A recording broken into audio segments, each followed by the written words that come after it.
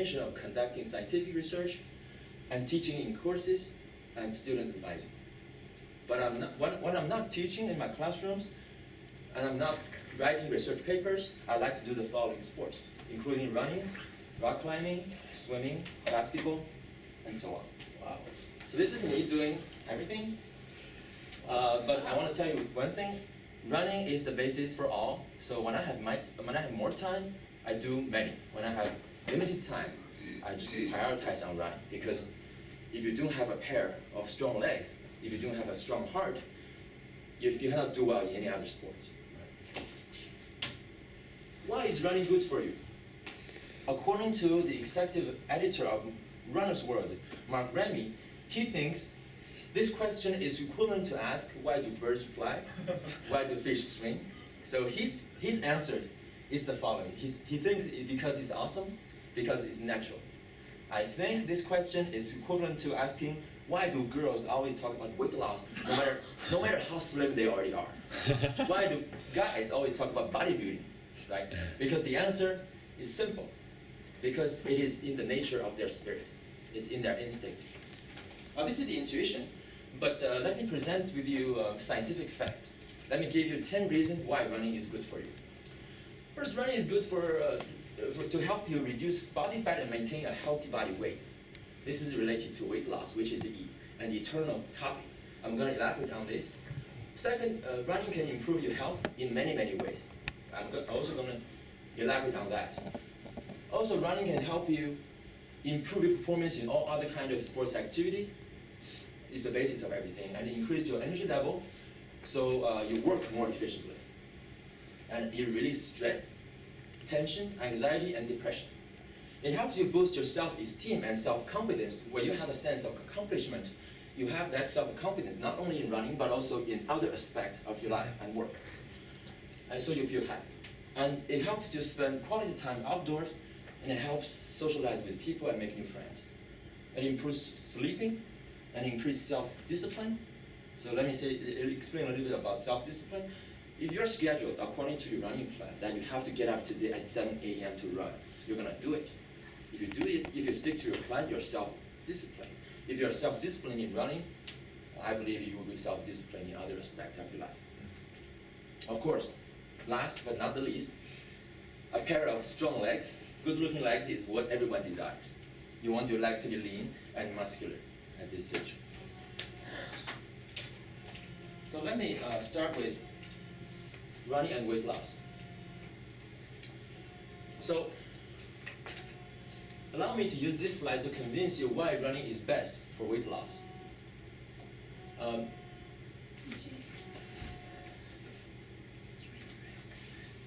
这你们谁盯着手机？待会儿有人过来。 Probably someone cannot find the building and take my phone.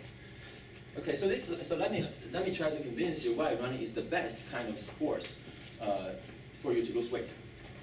First, running is classified as one of the high intensity exercise.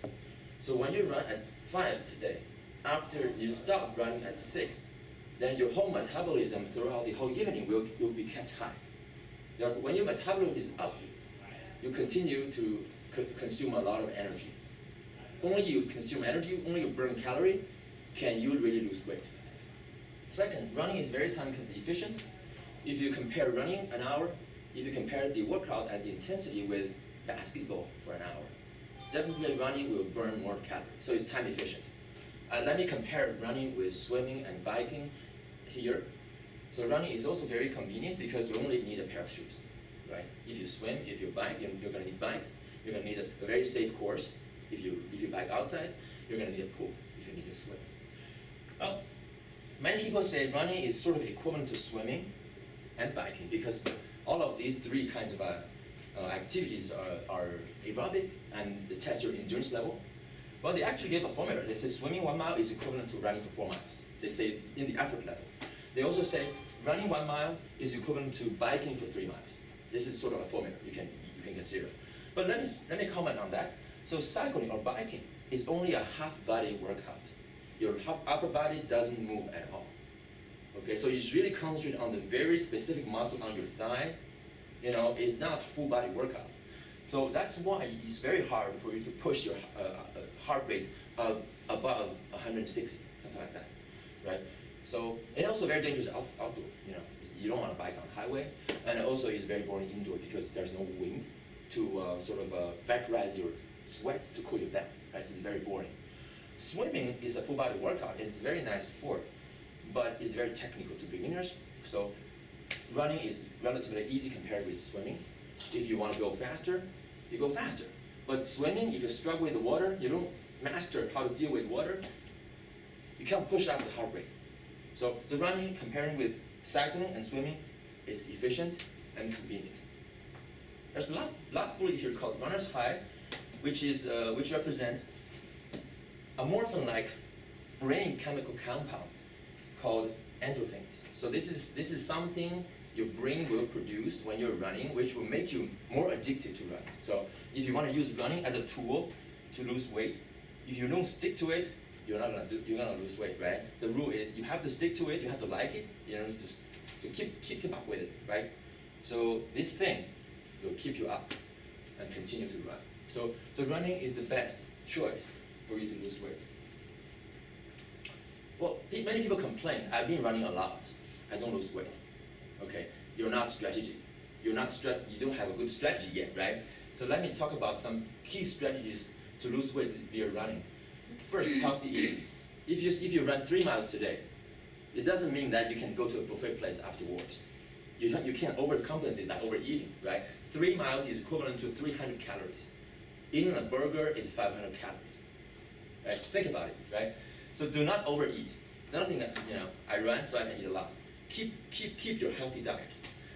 Second, you want to follow a training plan so you can continue to run regularly, right? So the plan will keep you motivated to run regularly. You want to lose weight, you need to at least run 3 to 4 times a week. You can't lose weight if you only run once or twice a week. You have to, and the schedule will keep you run one run and following the other run. So, and it will avoid injury for you.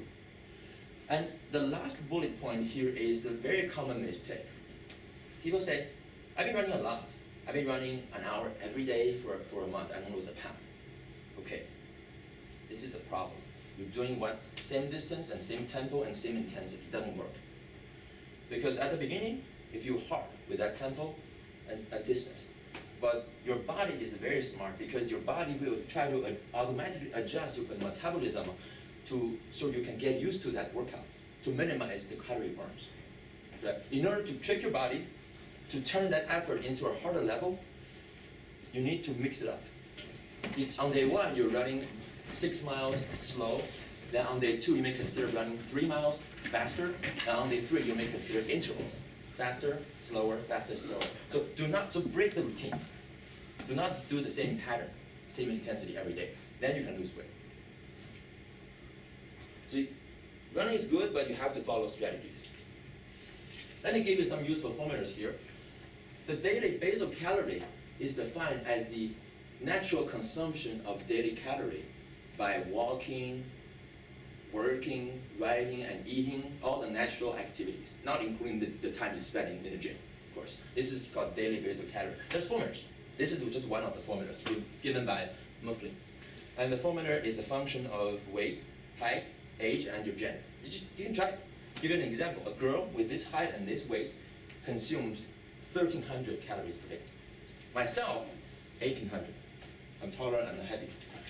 Okay, another rough formula.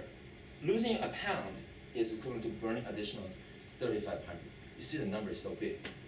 If I burn 500 calories extra by eating less or working out more, if I sort of get a deficit of minus 500 a day, I can lose the weight after 7 days. So losing weight is very hard. Look at this formula, right? Okay, these are formulas given for calorie computation according to running and walking. So if you run, meaning your speed is greater than 5 miles per hour, then the total calorie consumption is body weight in pounds times 0.75 times the distance in miles. For instance, if I run 6 miles, I'm going to consume 700 calories. If you walk, which means your speed is lower, right? And your calorie is the body weight times a smaller coefficient, 0.5 times distance. So walking is not efficient. You spend more time, and the coefficient is actually smaller. This is measured already in distance, not in time, right? Dr. Liu, Question, yes. The basal calorie, you mean the calorie that a person intake or the calorie needed for every? Needed. So this is the total calorie needed per day Okay. for you to maintain the routine activities, including working, riding, maybe thinking a little bit and eating, Okay. not including the time you spend in the gym. If you don't work out, this is the amount of calories you consume. Okay. Right. So, So it's not big. You see, it's not too big. right. So if you consume more than that, that means you can weight. If you consume more than that and eat less, so you can save some calories, you get some deficit, you lose, right? You lose the calorie and you lose the pound. But it's very hard to get a deficit minus 500 per day. That means you have to skip a burger or something. Right. But Half a meal. if you have more than that, If you work out more, I mean, if you eat more than that, then you're gonna gain. then you're gonna gain 维 weight. 他命了。 Right. That means you have to work out more to balance Oh, out, yeah, right? right. It's input minus output equals 0, right? All right. So, Right. so losing 1 pound, Huh? and you 开门了，看。 you need to burn additional Additional. 3,500 in order to lose 1 pound. Is that Right. Right. 我觉得还是中文比 So if I skip a burger every day, Busy. I continue to do this for 7 days at least. It's very hard. Okay. It's very hard. These are the formulas. It's hard. Look, how many weight loss is due to water versus fat? I mean, sometimes if you sweat a lot, you lose weight. Right? No, I mean, the formula here is given in the distance and the speed, of course. I mean, we do not really consider sweating as losing weight because this is just the water, right? You're going to lose weight because you're dehydrated. It's Yeah, not, you- it's You have to drink water That's not temporary. That's before temporary, right? We're gonna drink later. It's not losing weight. Yeah. This is losing weight. Okay. Right?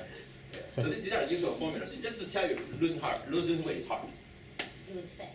Losing fat is hard. Right?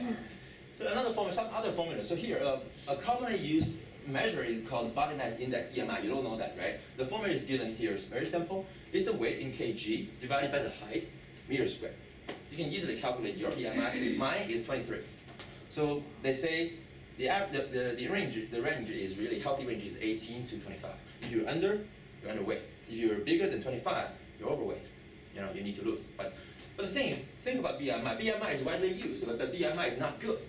It's not good because consider the case of Arnold Schwarzenegger. We all know who he is, right? Yeah. Or Shaquille O'Neal. Their BMIs are over 30. Can you say they're not healthy? They have a lot of muscle. Yeah. So BMI does not take into consideration of body fat. It's not a good measure, right? So let's consider this, body fat percentage. I believe many gyms have the service to help you measure, calibrate your body fat. For instance, at Duke or UNC, and that's for free. So they say the average for women is 25 to 31, and for men is 18 to 24. If you're here, you consider fit. My current, I gained some weight lately. My current is 15 to 16. But a couple of years earlier, when I was younger, it used to be 12. But don't worry about it. How do you measure it? There's also electronic device using electronic current to go through your body. So your body resistance would tell you some about this. But when they calibrate, they use sort of a ruler to calibrate your fat on your actually 3 parts of your body, right? Yeah. Forearm, belly, and somewhere Shoulder else. somewhere. Shoulder, yeah. Yeah. So try that at UNC or Duke, if you're a student. I mean, do clinic measure it? I think it's just the gym. The gym has the service. Okay. Yeah, they just do it for free. You don't need to draw blood or something. But anyway, this is a good measure. This is a good measure, right? This is not a good measure, right? So it's not all about the scale. You step on the scale. You say, I've been running for a month. I don't lose a pound. Actually, you transfer your body fat into muscle. That's good. That's good, right? It's not all about the scale. So hopefully I have convinced you that running is the best choice for weight loss. Let me continue to talk about running and health. First, running can help you strengthen your heart and cardiovascular system. So VO2 max is an important measure, which is called maximum oxygen uptake, meaning the volume of oxygen consumed per unit mass of your body tissue per unit of time. Here, a milliliter per kg per minute, right? So per unit, actually just per kg of my body can consume how much, right? This is a measure of your aerobic physical fitness and endurance capacity. So normal person, the VO2 max is between 40 and 50, and the world-class athlete can go to 90. This is not our number, but ours is like probably here. So running can help you improve that. For instance, very interesting fact. So if you go with a friend who is athlete, if you go with this friend and to go to somewhere high altitude and hike, right? For instance, Colorado or anywhere. It's interesting to find out that your friend will have a more severe mountain sickness symptoms because they used to take so much energy, so much oxygen when they're here. When the oxygen is thin, they sort of overreact, right? If they haven't trained there yet, right? That's very interesting. The reaction to us is less severe because we really don't consume much, right? So running can help you improve that, and also running can help you lower your heart rate. So there's a theory called finite heartbeat hypothesis, saying that each individual only has the finite number of heartbeats throughout your lifespan. So your heart is a machine. It makes sense. There's some assumptions, some observations, but this is only a theory. So let's say your heart is a machine. The number of heartbeats you have is limited. So the lower your heart rate is, the longer your lifespan will be, right? So this is my own data. This is myself. So this is what I use. I use an app on iPhone to measure my heartbeat, which is very accurate. This is the measure actually last month. This is when I woke up, haven't got out of the bed. This is really the resting, right? Resting heart rate is 43, but it used to be 60. So before and after. So there's a huge improvement. And this is me sitting in my office, sitting still, writing, thinking, 50. So Awesome. it will help. It will help, right? There's a huge difference before and after, right? So running is good. Second, running help you improve your bone quality. This is myself too. So I'm trying to use my own data here. When I was at the Columbia as a graduate student, I volunteered in a study conducted by the Columbia Medical School. They actually need volunteers. They actually pay me $25. But what I did was I got my wrist bone and ankle bone scanned in a high resolution scanner, CT. Then this is my real data. This is my real 3D bone structure, microstructure. So they told me that my ankle bone mineral density, which is how dense it is, right? Density is actually above average, while my risk is not good. It's less than average. Of course, the pool for comparison is probably Caucasian, white people. I don't know, but my ankle bone is impressive because I've been running a lot. The pounding is working, right? Yeah. But unless I'm a boxer, probably I need to practice boxing to improve. Is that picture you? Doesn't work. Rock climbing is pulling. Oh. Okay, hitting, pounding. Only pull is longer. Rock climbing is good for flexibility. I will talk about rock climbing some other time. That is actually my second priority. That's kind of sports. Okay, third bullet point here. Running boosts your immunity. I mean, I have no data for myself to show, but just tell you one fact. I used to get fever and catch cold twice a year or something like that. But after I started, actually not the beginning, in the past 3 years, I haven't got a cold yet. Even after running a marathon race, when my immunity was down, when I was exhausted, I didn't get cold. So myself, I feel this. But they have theories. First, they say running helps you flush bacteria out of your lungs when you're breathing heavily. So you minimize the chance of infection with cold, flu, and other airborne sickness. It also helps you flush out the cancer-causing cells when you're sweating, right? So your body is disposing these bad cells out of your body when you're doing hardcore workout. It helps you circulate antibiotics and white blood cells throughout the body when you're running. And also, when you're running, your body temperature gets risen. It's higher, and it prevents bacterial growth. This is very interesting. This is very easy to understand. Think about the time you had a fever. Why do you have a fever? You have a fever because your body intentionally increased that temperature so your body has advantage to fight against those bacteria. Bacteria don't like heat, right? So this is again sort of a natural mechanism, so it helps. And also running helps slow down the release of stress-related hormones, and stress is not good. When you're stressed, it's easy to get sick, right? So the mentality and physicality are sort of related. So running is good for immunity. And we have talked about the first three: heart function, bone quality, immunity. There's others which I don't elaborate. They are all common sense. Improve your circulation systems, increase your energy levels, lower blood sugar, lower blood pressure and blood cholesterol. There are studies on this. Improve your muscle strength, improve your joint strength, the cartilage joint strength and flexibility, and release stress and tension, and improve your sleeping. And bottom line is you're happy when you're fit, right? So I hope this is convincing. Okay, hopefully I've convinced you that running is good for weight loss and health. Then let's move on. If you're convinced, they say, okay, I'm gonna start running. What do you need to do?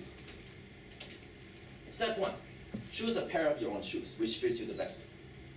So there are a lot of brands to recommend.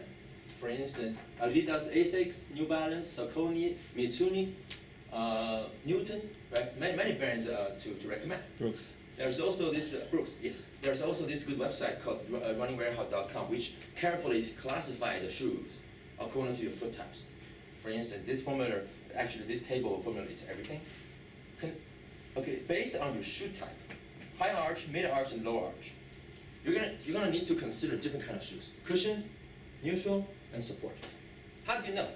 Well, either you stand on sand or wet towel, or you just go to a local outdoor store to get it measured. This is my own footprint, measured at Omega Sport. They have the free, so it's free. So they just measure your footprint for you, and they also measure your running forms on treadmill. They have a video camera. So this is myself. So just go ahead and go there, and this is for free. So I think I myself belong to here or here. So try it. Second, running. Okay, if you want to run, choose your shoes. Second, you're going to want to improve your running forms. You may ask, what is there to